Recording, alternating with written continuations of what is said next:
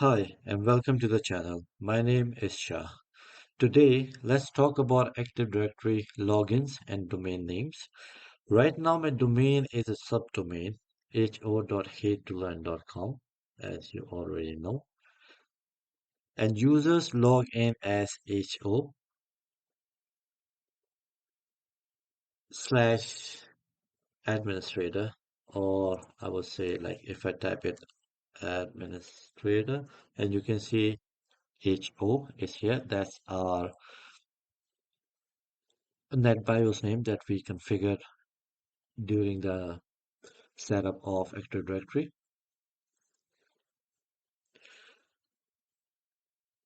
So you might think about changing this so users can log in as hatetolearn.com. I don't like HO. I want it to be hatetolearn.com over here.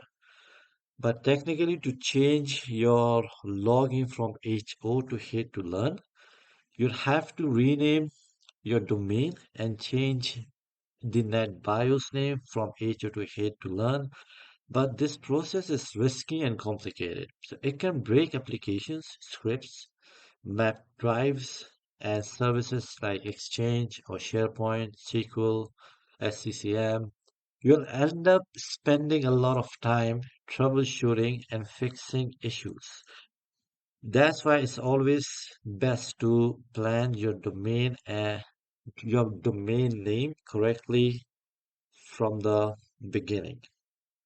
I actually did this on purpose in my life so you can see exactly what could happen if you tried it yourself.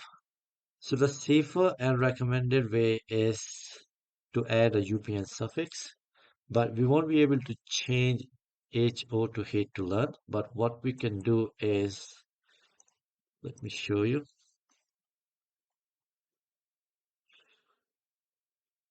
So if we go to tools and then go to users and computers, here under users, if I right click here, go to new users, and if I will create a user, I only have option for ho.hatetolearn.com. I don't want any user to log in as ho.hatetolearn.com. I want users to log in with at hatetolearn.com. So let's cancel here.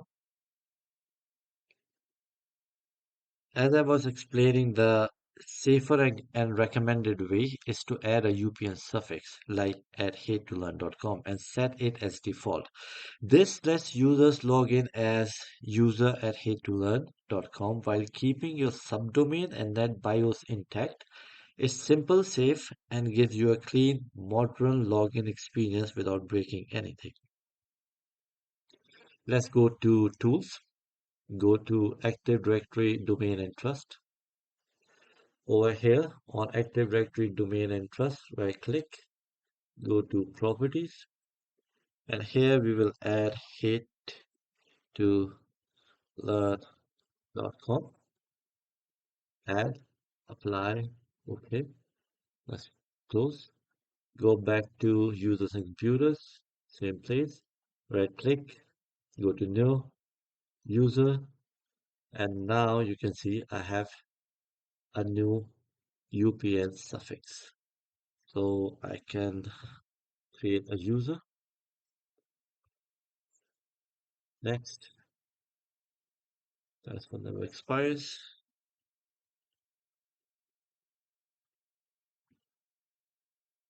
Next, finish. I also need to make this user as a member of administrator. A domain user, a normal domain user cannot log in to domain controller. That's why I have to add it to the administrator group. Okay, apply, okay, let's sign out.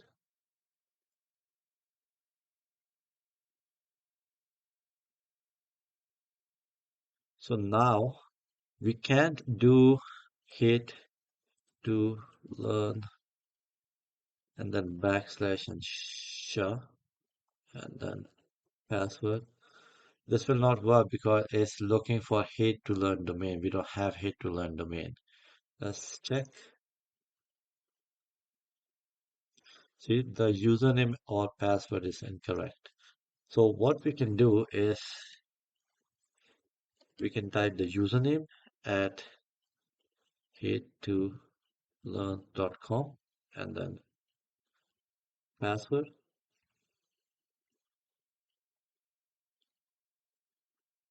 login, and here you can see it's working. So this is a safer way when you are using a subdomain and you only want to change from subdomain to your main domain so that users can log in and use your main domain as their full email address or as your login ID. And then you don't need to worry about telling them your subdomain. So in the next video, we'll do a complete setup from scratch using the correct NetBIOS name so everything works perfectly. And if you didn't use a subdomain as your root domain, you don't need to worry about changing anything at all.